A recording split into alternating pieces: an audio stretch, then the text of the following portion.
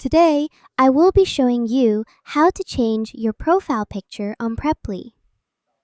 First, make sure you are logged in to your Preply account. Once you're logged in, go to the upper right side of the screen and click on your profile button. A drop-down menu will appear with several options. From the drop-down menu, click on Settings to open your account settings page. In the Account Settings section, look for your profile photo area. Here, you will see a button that says Upload Photo.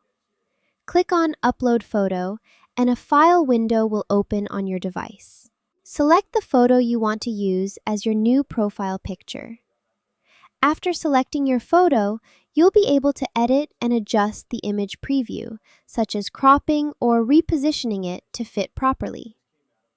Once you're happy with how it looks, click Save to apply the changes. Your new profile picture will be updated on your Preply account. And that is how to change your profile picture on Preply. Thank you for watching.